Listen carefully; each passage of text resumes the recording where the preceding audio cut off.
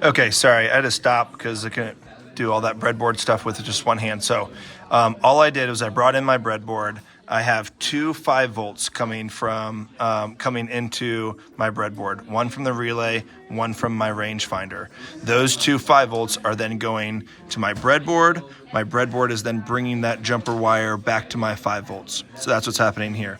Now I also use the breadboard for the grounds too, because I have a ground coming from my relay. I have a ground coming from my rangefinder. So that also is going to the breadboard, and then I have one ground going to ground. So it just kind of cleans things up when I use that breadboard.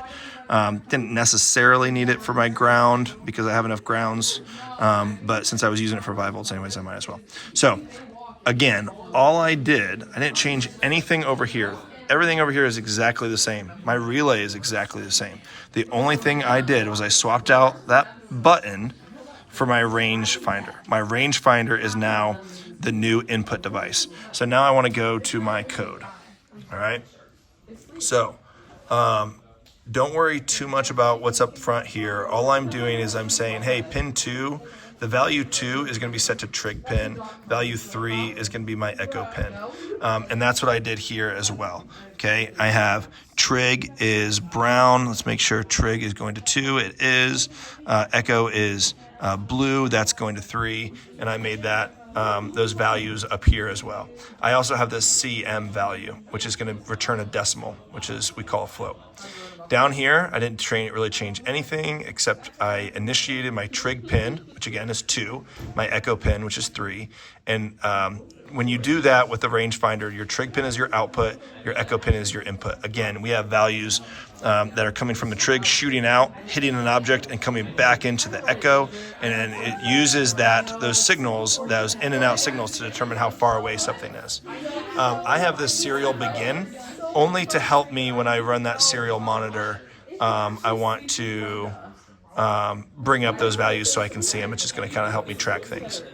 I scroll down, trig pin low, delay 2 microseconds, trig pin high, delay 10 seconds, and then turn it off. So it's going off, on, off, okay, with those delays. All that's doing is sending these signals out at that certain rate.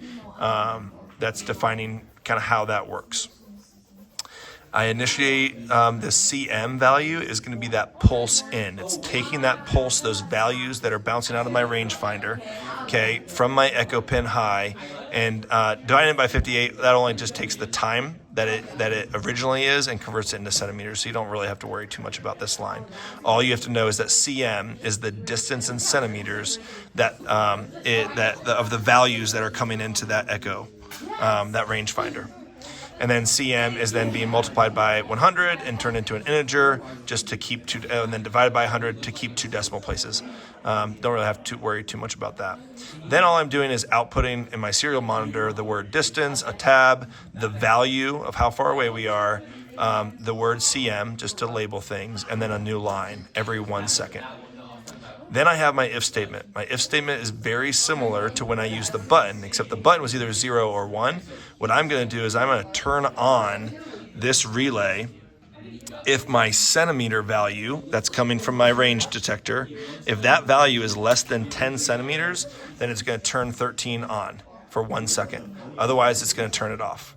Okay, and so when I upload this, all right, right now, I'm going to bring up my serial monitor.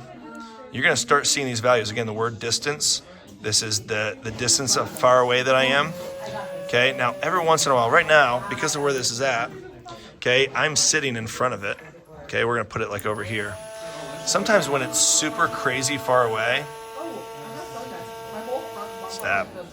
when it's super crazy far away and it can't pick up a value, it sometimes does like a negative number. And that's why it's kind of turning on right now with that negative 200. It's not really negative 200. That doesn't make any sense, but it's so far away that it can't pick it up. Right now you see my hand is right here. My hand is about 22 centimeters away. That's the values that you're picking up. As my hand moves closer, those values go down. And if my hand gets within 10 centimeters, this relay is triggered, this turns on. Right on 10, so there we go. It'll stay on. All right, so again, same input, same setup, different input. That's it.